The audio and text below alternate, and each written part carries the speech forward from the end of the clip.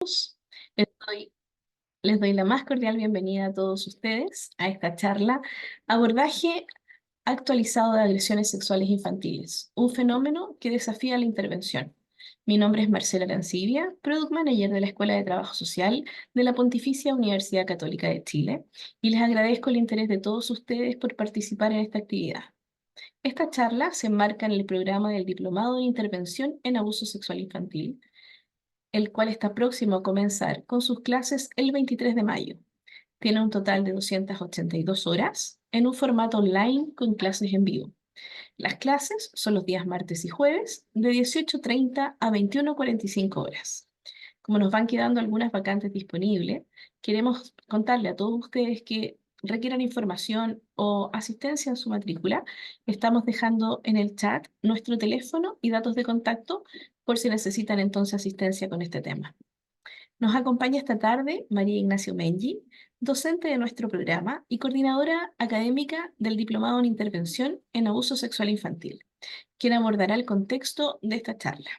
Cuando ella termine de explicarnos el tema que hoy nos va a exponer, vamos a dar la instancia de que ustedes puedan participar en forma directa, si así lo requieren, activando sus micrófonos o cámara para poder dejar sus consultas o algún comentario en relación al tema.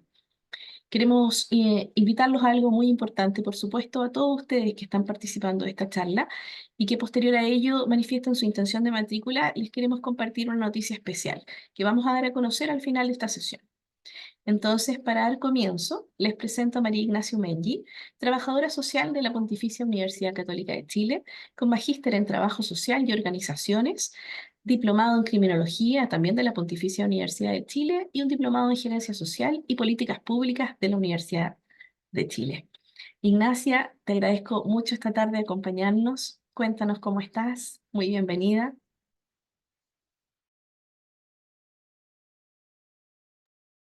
Ahí, ¿me escuchan? Se escucha perfecto. Muy bien, muchas gracias. Muchas gracias a todos por estar aquí acompañándonos el día de hoy. Preparé una pequeña presentación para poder orientar el conversatorio que vamos a tener, pero allí, como les comentó Marcela, vamos a estar disponibles para que a lo largo de la sesión podamos ir después resolviendo las consultas. El conversatorio de hoy tiene por nombre Abordaje actualizado de las agresiones sexuales infantiles, un fenómeno que desafía la intervención. Y para partir con esto, traigo aquí algunas imágenes, algunos titulares de noticias que han salido en el último tiempo y que creo que de una u otra forma nos convocan a todos los que estamos aquí presentes el día de hoy en esta instancia. Lamentablemente, las agresiones sexuales están llegando a todos los niveles, a distintas personas, a distintos estratos socioeconómicos, a distintos contextos, ¿sí? Tenemos madres que en el contexto cierto escolar denuncian que su hijo de 3 años fue víctima de una agresión sexual. Un pediatra, ¿sí? También fue denunciado por parte de la madre de su bebé, quien habría agredido, ¿cierto?, en el contexto de su evaluación médica a este lactante. Se investiga también casos de explotación sexual comercial a niñas, niños y adolescentes que se encuentran en residencias proteccionales del Servicio de Protección Especializada, antiguamente llamado Mejor Niñez, histórico, ¿cierto?, CENAME. Y así, distintas imágenes que nos van convocando y nos van invitando a todos a ser parte, a actuar, a poder reaccionar ante lo que está sucediendo. Dicho eso, entonces, los delitos sexuales han ido mutando, se han ido desenvolviendo de distintas maneras, en distintos contextos, y también eso ha interpelado que cada una de las personas que se vinculan con ellos, con niños también, que no necesariamente han sido víctimas de delitos sexuales, nos vayamos haciendo distintas preguntas.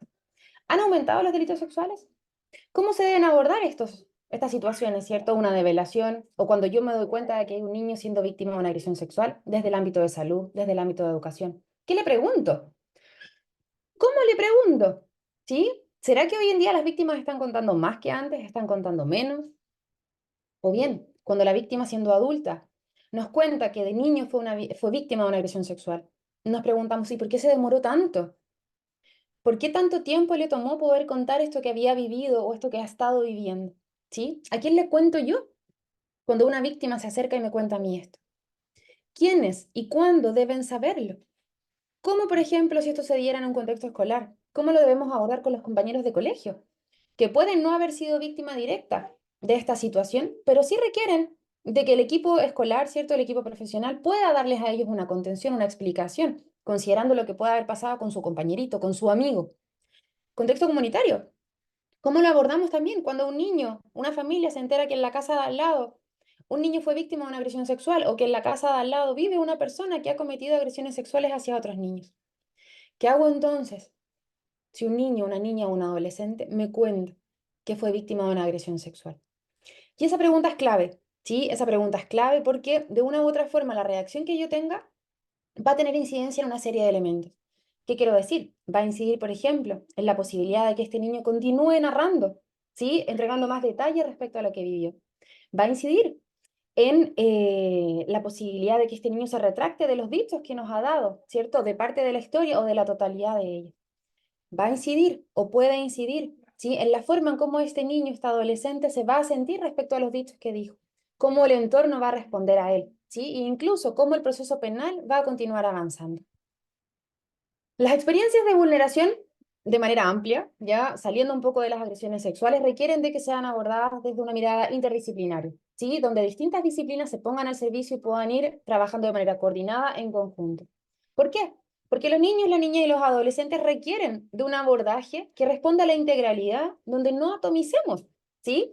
Cada uno de ellos, ¿cierto? A partir de la experiencia, de la característica, de la condición, de elementos propios de este niño. Una víctima que ha experimentado una agresión sexual debe ser entendida desde la globalidad que ella implica, no solamente el abordaje de una disciplina o de esta experiencia como un elemento único en su trayecto vital, ¿sí? Los niños además son sujetos integrales de derecho, por lo tanto nuestra intervención, el abordaje que vamos a entregarles a ellos, la forma en cómo nos vamos a vincular cuando no necesariamente nuestra intervención se enmarque en un contexto profesional, debe basarse en un enfoque de derecho, ¿sí? Existen además distintos factores que van a estar involucrados con esta experiencia de vulneración, pero a su vez también van a existir distintas teorías y distintos enfoques que nos van a ayudar a explicar por qué sucedió esto, cómo se dio, por qué la víctima está teniendo determinadas conductas, ¿sí? Indicadores, experiencias que estamos hoy en día evidenciando. Pero también existen distintos factores y distintas miradas que nos van a ayudar a poder brindar un abordaje mucho más especializado, mucho más respetuoso, ¿sí? Que considere estas particularidades de la vulneración, que considere estas teorías que nos ayudan a entender qué fue lo que sucedió. Por lo tanto, entonces, desde esta mirada de la vulneración que requiere un abordaje integral, la experiencia de abuso sexual infantil pasa a ser un tipo de maltrato, ¿sí? Un maltrato físico, en donde existe una participación activa para poder concretar esta experiencia, ¿sí? De vulneración. Así lo plantean al menos Arruabarrena y De Paul, ¿sí? En ese entendido, entonces, acercándonos ya a las agresiones sexuales infantiles, existen distintas y variadas formas de poder comprender, ¿sí? Y cada una de ellas pasa a ser relevante para este abordaje interdisciplinario. ¿Qué quiero decir? Desde el marco legal, ¿cierto? En nuestro Código Penal están tipificados los distintos delitos sexuales que existen. ¿Cuáles van a ser los elementos que van a configurar, por ejemplo, el delito de una violación, de un abuso sexual, de estupro, y así, explotación sexual comercial, pornografía y una serie de otros delitos que podamos ir conociendo a lo largo del diplomado? Desde la perspectiva psicosocial también se nos plantea cómo debe ser comprendida una agresión sexual. Y cuando nosotros en el diplomado, ¿cierto? Hablamos del abuso sexual infantil, no nos estamos refiriendo única y exclusivamente a lo que desde la mirada de la tipificación penal se entiende como un abuso sexual.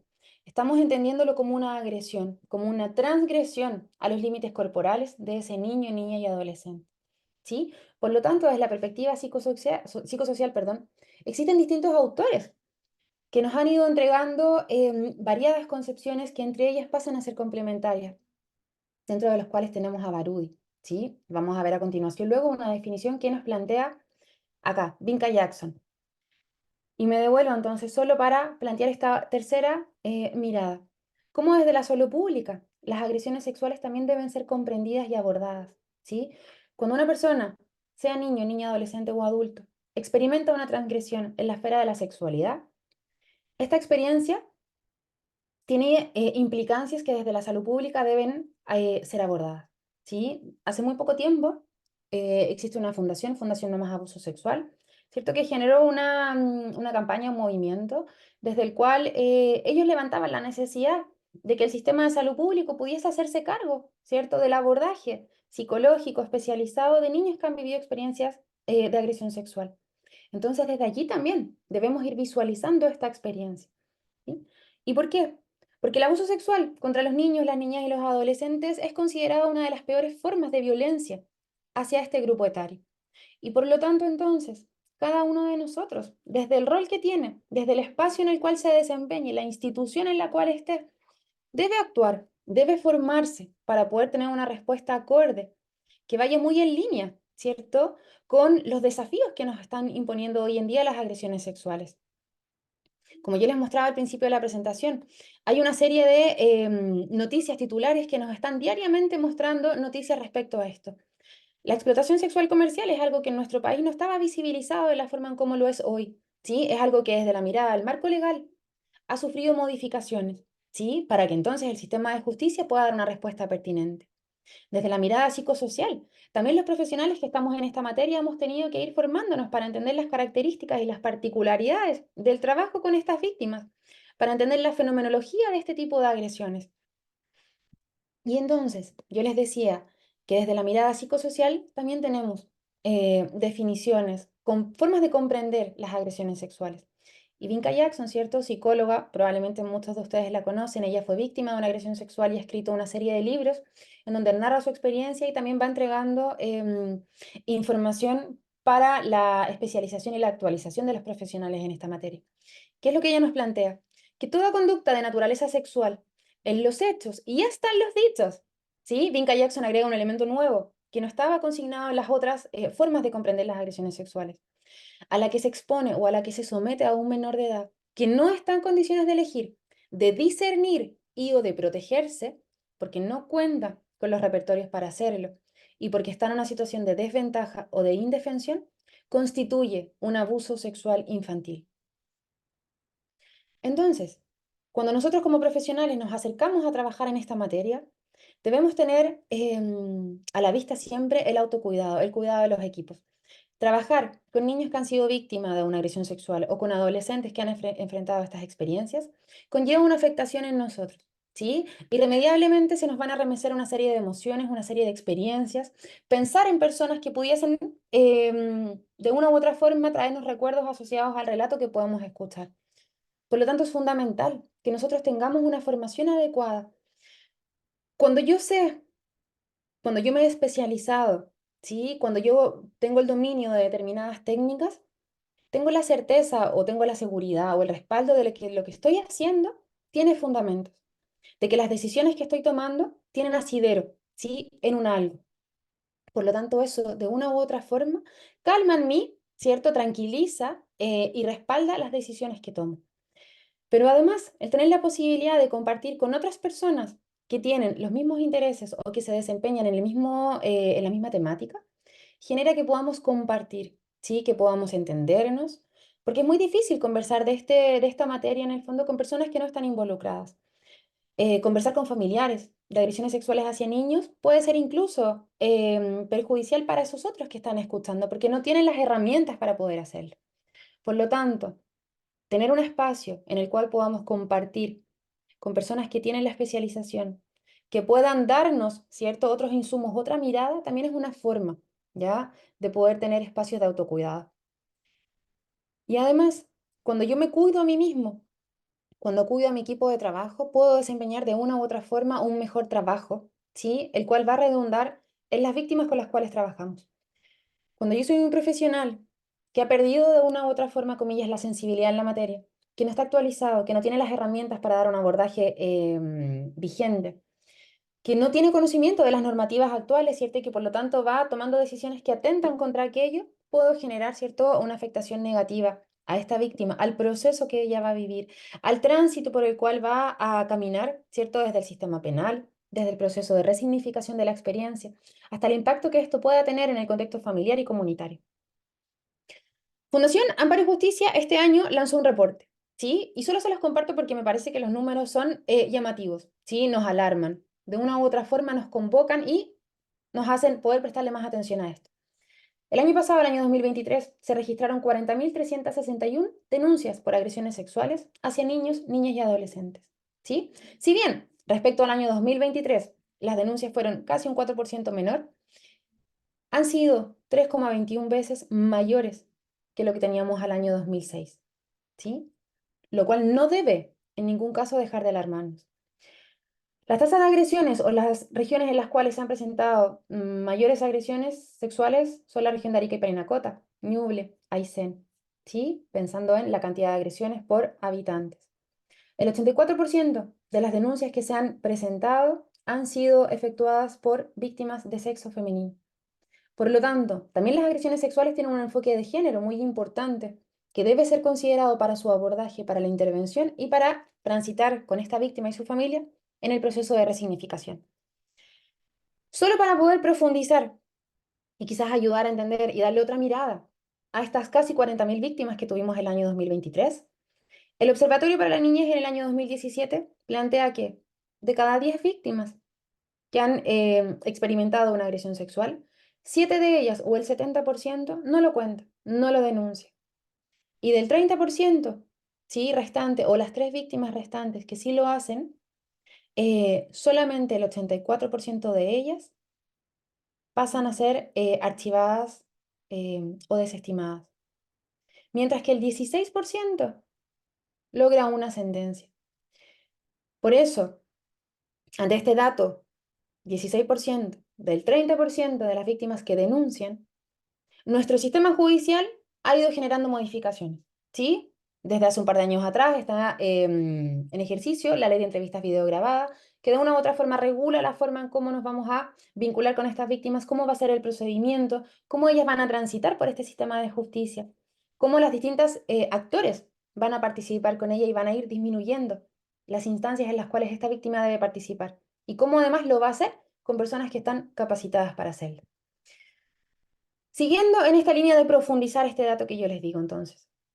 Desde el año 2019 al 2023, acá hay una gráfica que nos muestra cómo se distribuyen las agresiones sexuales hacia niños, niñas y adolescentes. ¿Y qué tenemos? Que el porcentaje menor de víctimas está entre los niños de 0 y 3 años, pero el porcentaje mayor está en los adolescentes, de 14 a 17. Sin embargo, desde el año 2019 al año 2023, tenemos que ha aumentado en un 5% los niños de entre 10 y 13 años que han sido víctimas de agresiones sexuales. ¿Y por qué este dato es importante? Porque a lo largo del diplomado también vamos profundizando en cómo en estos grupos etarios se van presentando otro tipo de, o sea, distintos tipos de delitos, ¿cierto? Según la edad que ellos tienen. La explotación sexual comercial suele darse en adolescentes, por ejemplo, mientras que el abuso sexual suele darse en niños más pequeños. Y cómo entonces los profesionales debemos ir recogiendo esas particularidades para hacer un abordaje especializado. Y cuando una víctima entonces denuncia, contó. Y cuando la víctima cuenta, ¿cierto? Que ha sido víctima, valga la redundancia, de una agresión sexual, ella está develando. Yo les dije al principio que la forma en cómo yo voy a actuar cuando esta víctima me cuenta o le cuenta a un otro que que vivenció una agresión sexual, es un momento en el cual ella de una u otra forma busca ayuda para detener esa transgresión. ¿Sí? Es la primera oportunidad que tenemos para detener este tránsito por las agresiones sexuales. Por lo tanto, la forma en cómo la persona que recibe esa develación y luego el entorno reacciona, tiene impactos muy importantes. Por lo tanto, debemos también capacitarnos, debemos enseñarles, ¿sí? A los padres, a los establecimientos educacionales, a los centros de salud, cómo debemos actuar entonces cuando una víctima me ha contado y ha experimentado esta situación. En los programas, ¿cierto?, de la oferta programática del Servicio de Protección Especializada, tenemos líneas programáticas que se especializan en PRM, ¿cierto? Programa de reparación de maltrato. Pero ¿qué sucede cuando un niño cuenta que ha experimentado una agresión sexual en un contexto residencial? ¿Cómo el equipo que está allí debe actuar? ¿Cómo también esa agresión se dio? ¿Quién fue la otra persona que estuvo involucrada? ¿Fue otro niño? ¿Fue una persona que trabajó en ese lugar? ¿Cuáles son las particularidades de eso entonces? ¿Y cómo debemos abordarlo con el resto de la comunidad que está en ese espacio? ¿Y por qué esto es importante entonces? Volviendo al espacio residencial. Si tenemos una actuación que no va en concordancia con las recomendaciones, con lo adecuado, con lo óptimo, podemos generar que otros niños que hayan sido víctimas de una agresión sexual decidan no contarlo, porque no van a querer vivir, pasar por esto mismo que ellos quizás observaron desde lo que no debía hacerse. Por lo tanto, cuando nos vamos haciendo preguntas como el cómo una víctima se ve afectada al contar lo ocurrido, ¿Qué puedo hacer yo para no afectar o para no incrementar, ¿cierto?, la afectación que ella tuvo? ¿Qué pasa con el entorno y con la familia? Muchas veces nosotros nos enfocamos en la víctima, en la persona que experimentó la agresión sexual. Pero ¿qué pasa con su entorno familiar? La gran mayoría de las agresiones sexuales se dan en un contexto intrafamiliar. ¿Qué pasa entonces con esa madre, con esa mujer, con ese padre, con ese hombre que toma conocimiento de que su padre, su madre, su pareja, ¿cierto?, agredió sexualmente a su hijo?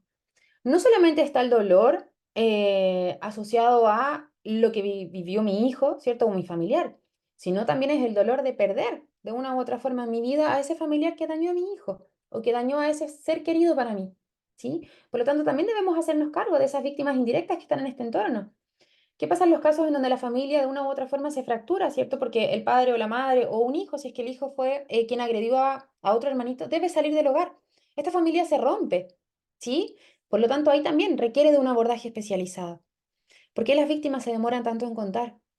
Otra pregunta que también ha ido generando cambios, ¿sí? En nuestro sistema social, judicial, cultural.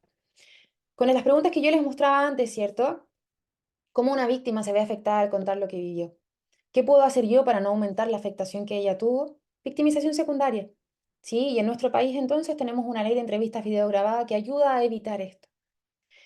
Cuando nos preguntamos por qué la víctima se demora en contar tanto lo que vivió, ¿qué sucede con el derecho al tiempo entonces? No todas las víctimas cuentan con las condiciones o se sienten aptas en el mismo momento para contar lo que ellas vivieron. Pero eso no implica que ellas pierdan el derecho de contarlo, cuando así sientan que es. Por lo tanto, ley de imprescriptibilidad.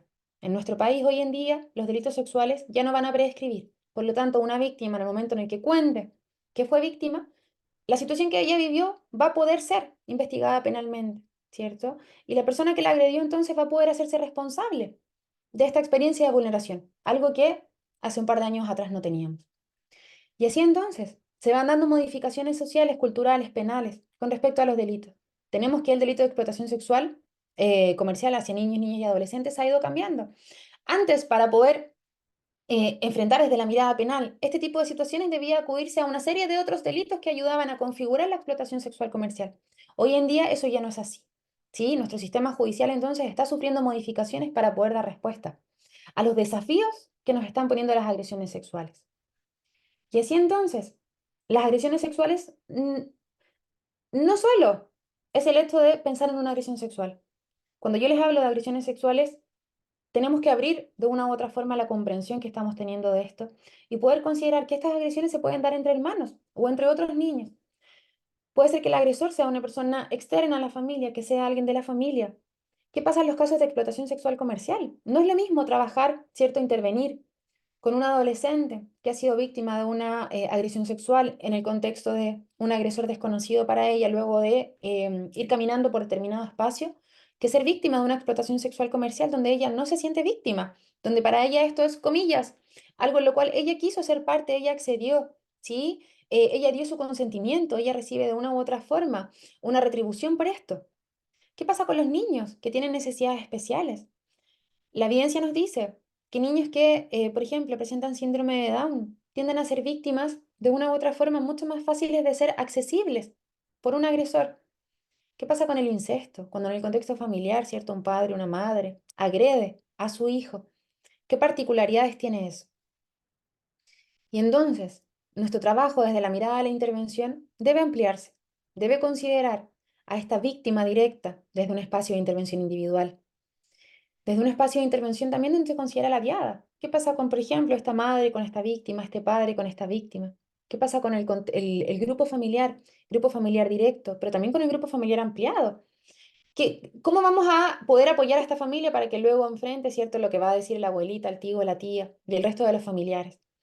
Cuando no necesariamente todos creen que lo que pasó fue realmente así, cuando no siempre se le da la credibilidad que merece el relato de un niño que ha sido víctima de una agresión sexual, y cómo entonces el entorno comienza a cuestionar, y vamos corriendo riesgo de que se dé la retractación. ¿Qué pasa a nivel grupal, comunitario? Esto que yo les decía, ¿cómo nos hacemos cargo de los otros niños del colegio que pueden haber sido víctimas o que están en conocimiento de que su compañero fue víctima? ¿Sí? ¿Qué pasa con la comunidad, los compañeritos o los vecinitos de donde vive, el taller al cual el niño asiste en determinado momento? ¿Sí? ¿Y qué pasa también a nivel sistema? Creo yo que cada vez estamos más concientizados respecto a distintas dinámicas que antes eran muy naturalizadas y que hoy en día tienen la connotación de transgresión, pero todavía nos falta. Y ahí entonces todos tenemos el deber de ir educando, de ir promoviendo los cambios, de ir exigiendo que como sistema estemos a la altura de los desafíos que nos ponen las agresiones sexuales.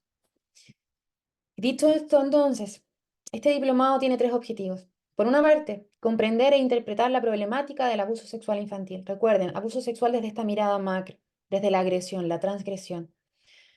Conocer, ¿cierto? Para poder aplicar distintas técnicas y herramientas que son del trabajo social, de la disciplina de la psicología, para poder detectar, validar y diagnosticar casos de abuso sexual. Para finalmente poder planificar y aplicar modalidades de intervención, ¿sí? Que nos ayuden a apuntar hacia un mejor pronóstico, reconociendo las particularidades que tiene cada uno de los casos con los cuales vamos a trabajar. ¿Y por qué esto?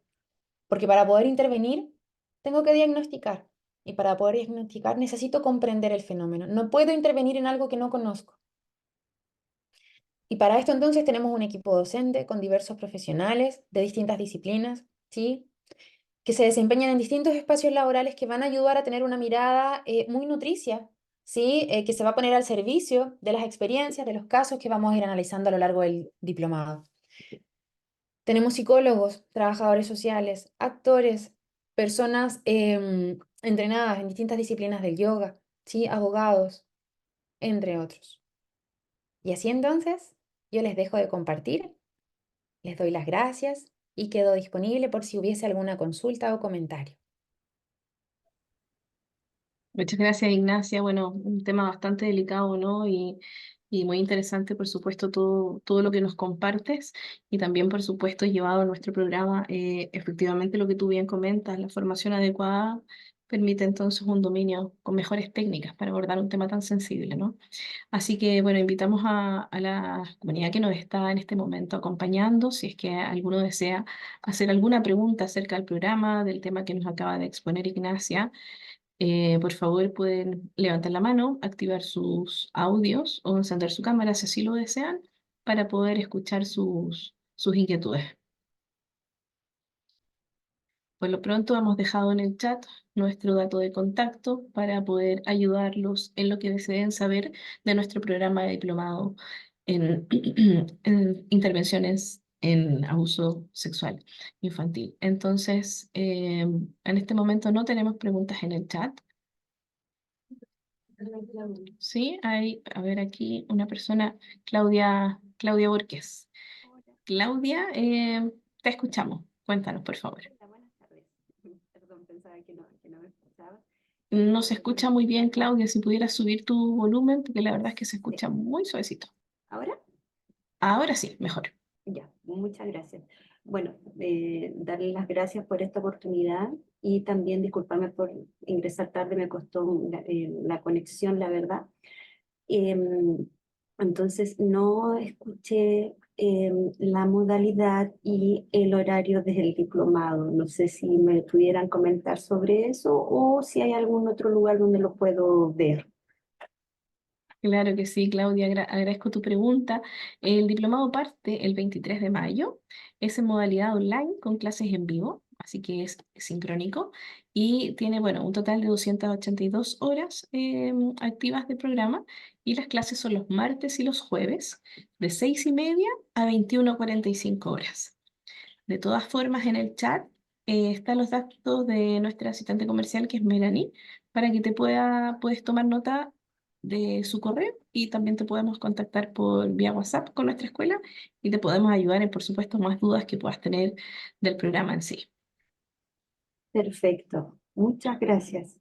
Quédate hasta el final de esta presentación que te vamos a entregar también una noticia en relación a ello, ¿sí?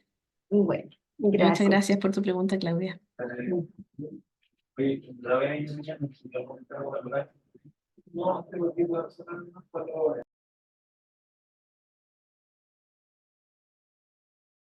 Escuchaba a otra persona hablar, pero no veo que levantar la mano. No sé si hay alguien que desea hacer alguna intervención.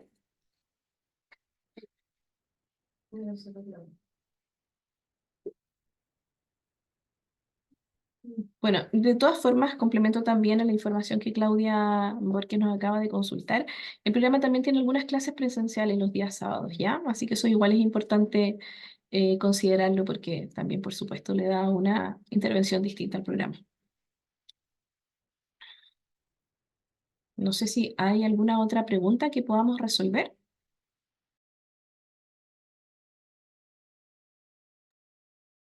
Me parece que no tenemos más preguntas. Entonces queremos obviamente compartirles este slide para finalizar este conversatorio, en donde por supuesto los invitamos a todos ustedes a poder contactarnos para recibir información del proceso de matrícula, del proceso de postulación también, si así lo desean. Dejamos este QR para que ustedes puedan escanear. Y bueno, por supuesto, ustedes nos pueden mencionar que fueron parte de este conversatorio y nosotros les queremos apoyar con un 20% de descuento en el arancel para que esto también, por supuesto, ayude en la accesibilidad a la matrícula. Así que les agradezco mucho esta tarde por habernos acompañado. Principalmente, Ignacia, te agradezco tu tiempo, tu conocimiento, tu generosidad en compartir esta tarde con nosotros todos estos ámbitos y estos aspectos tan complejos, ¿no? Y bueno, por supuesto, compartir desde tu experiencia y como coordinadora también de este programa, que es fabuloso. Así que te agradezco mucho esta tarde tu compañía y todo lo que nos presentaste. Muchas gracias a ustedes. Que estén muy bien. Que estés muy bien. Linda tarde para ti y para todos. Muchas gracias por habernos acompañado. No olviden contactarnos, ¿sí? Quedamos atentos a sus dudas. Que tengan todos muy linda tarde. Chao, chao.